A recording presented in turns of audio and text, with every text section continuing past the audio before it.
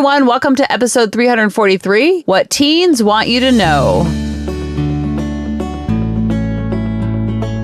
Welcome to the Harmony in the Home podcast. I'm your host, Kelly Hutchison. I'm a counselor, a life coach, and most importantly, an imperfect mom doing this work right along with you. And my goal on our podcast is to go from chaos to calm, feel less frazzled, and have more fun within your four walls to have more harmony in your home. So I found this awesome TikTok, which I want you to listen to. It's a high schooler, and she asked her students, a bunch of teenagers, and there were so many similarities, she consolidated them into like the top 5 to 10 things that they want parents to know. And she's Chef Living Good on TikTok. She's so good, and she has high schoolers. So what a great cross section of info that she has for us. The music behind it is a little goofy, and so I was expecting goofy answers, but they were really, really good answers. But before we get into letting you listen to her amazing cross-section of info about what teens want you to know, because I was like, wow. I showed it to my kids, and they were like, yep, that's about right. That's nails it. So it's very universal, and the comments were always like, all the comments were like, yeah, I'm a teen, and I agree. Yeah, I'm a parent, and that's what my kid tells me too. And a lot of them were very emotional about it. So the music behind it, it's that do. It's like the goofy music, but the answers aren't goofy. But before we get into that, yes, I'm still letter writing. I talk to everybody about letter writing all the time. They've changed the parameters in which you are writing in some of the states. So please reach out to me first to make sure that your state is a qualified state in the United States. I would hate for you to sign up and get the training that I did, and then your state is not qualified. So if you're interested, shoot me an email first, or on Facebook, Instagram, or by carrier pigeon, and let me know if you're interested, and I'll tell you the different parameters that they've done, and you can see if it's a match for you. So this is Chef Living Good, or Live and Good. I'm not really sure how to say her name. Sorry, Chef. And she's a high school teacher, and I want you to listen to what she says, that she says her teens say, and don't let the background music misguide you that it's going to be silly, because I thought it was going to be silly. And then I was like, oh, these are actually profound. Oh, these are actually deep. These are actually really good. Welcome to episode 24 of Asking My High Schoolers Random Questions. As requested, what do teens want their parents to know, but they're too afraid to tell them? This was requested. Neighborhood tea going forward will be on Fridays, so it's extra piping. So let's get started. I'm not trying to be rude. I'm tired and overwhelmed. I really do care what you think. I don't know how to talk to you when you're upset with me. I'm scared about my future, so it's easier to avoid it. I really don't want to talk about it. I see everything you do, how you treat people, how you talk about yourself, everything. Sometimes I just want a hug, but I feel too stupid to ask. I don't hate you. I never have. I don't understand myself either.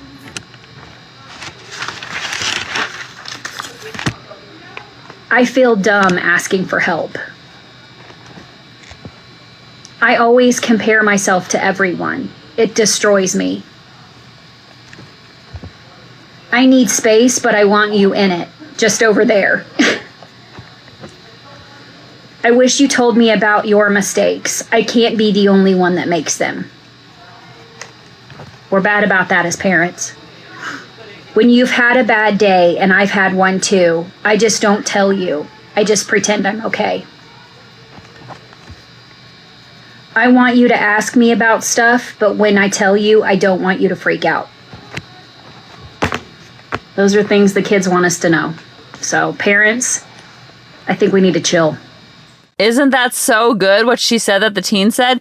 And it's so true. And you think about back when you were a teen, all of those things are so true, that you want your parents around and you care what they think, and you're watching them and you're not really sure how to figure out your life. So you're watching them as a way to figure out your own life. When you were a teen, our teens are just like we were when we were younger. Although sometimes I look at my teens and they're much different. So I don't want you to think like, well, when I was a kid, this is how I had it, and so I have to recreate it. our kids are very different from us, but the same insecurities that we had in high school, the same uncertainties we had about our future, the same pressures we had. I don't mean personalities. They're the same as we were, but the pressures and the insecurities and the uncertainties are definitely the same throughout. And I think it's actually harder to be a teen today with social media than it was back in our day, because not only do they have social media pressure, they have so much compare and despair of, they're looking at these AI TikToks of what perfection is, and they feel like they're not measuring up. So I feel like pressure on teens, I think, is at an all-time high because of social media. Not so much with their friends, but with what's out there in the filtered world. And also, when we were in high school, if we weren't invited to the party, we didn't know we weren't invited to the party. And as the party giver, they can't invite all the people because then it's a rager. And so there's always going to be someone feeling left out, whether it's your kid or your kid making someone else feel left out. They're going to be on both sides of it for sure. And we didn't have that to that extent. We might have heard about it through the grapevine, but it was a passing thought and a passing rumor that we heard, but we didn't have to see it. We didn't have to see the group picture and everyone's smiling and hands up in the air and looking like they're just having the best time ever while we're sitting home alone with our cats. We didn't have that in high school. So our kids are going through so much. And so what I always try to talk to parents about is when you do the work when they're younger in the toddler world, I would say parenting it's beautiful and brutal at the same time. And when they're younger, it's exhausting and it's brutal as far as the energy that you have to expound out with driving them everywhere, signing all the papers, going to all the musicals, making sure you do apple picking and all the Halloween stuff and all the holiday stuff and making sure you're getting pictures with Santa, and all of that is so exhausting and exciting and fun and magical. And then when they get older, that part goes away. So that part it's not physically exhausting, but it's emotionally exhausting to see your teen struggle with something that there's absolutely nothing you can do about it when they don't make the team, or they're not invited to the party, or they don't get the score they want, or they don't have the grades they want, or they're not trying for their grades and you want them to try for their grades. And then also the good stuff of seeing them make the team and seeing them thrive and seeing them succeed. It's very brutal and it's very beautiful at the same time. And so when you know that it's 50-50 for all kids, you don't have to look over your shoulder or look on the social media to say like, oh, they have it easier and I have it so hard. That's what the brain's going to want to do. But we want to teach our brain not to go there, because no matter what the child is going through, from what you can see from your POV, they're having their own 50-50 experience, just like your teen is, just like your toddler is, just like you are, just like your spouse is, just like your neighbor is. We're all having the 50-50 experience. No one gets out on a free ride without having a 50-50 experience. So when you can just remind yourself of that, it doesn't put you so much on the hamster wheel of compare and despair. And then it teaches the kids not to go on the hamster wheel of compare and despair and focus on, oh, well, that child got into this school and they got this score. It's like, no, we're happy for all of them. It's like when I used to play soccer, my dad would go up to the parents of the team that just crushed us 4-0 and the one who scored all the goals, and would go up to the other parents and say, your daughter is so talented. You need to keep her going playing this sport because she has a gift. And I'm like, hello? They just kicked our butt 4-0. We're not talking to them. He's like, oh, I thought she was a really good player, you know? And what he wasn't even trying to teach me anything. He just did it because he felt it. And so it kind of drops that compare and despair magnifying glass that sometimes we can sometimes feel. And it's like, okay, I'm just going to enjoy my own journey and my own journey with my kids and focus on my side of the street and control the controllable and let go of the rest. And what you do in the process is you teach your kids to do the same.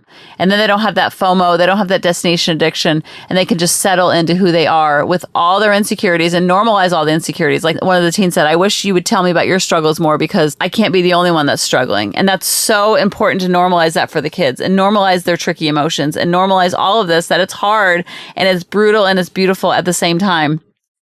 And just like she says at the end, I think we all just need to chill out a little bit, because when we chill out, they chill out, and we have much more harmony in the home. I love you guys, and I'll talk to you next week. Bye-bye.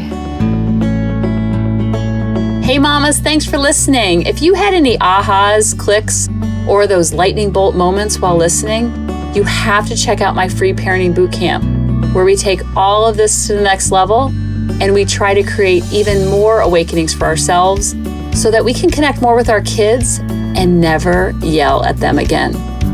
You can sign up at www.coachingkelly.com. And if you really want to fill up my love cup, send me an email of what your aha was, what your click was, what was that lightning bolt moment while you were listening. I want nothing more in life than for you to have harmony in your home and to learn how to be an imperfect mom like me, which allows your kids to be imperfect too, each and every day. Thanks for listening.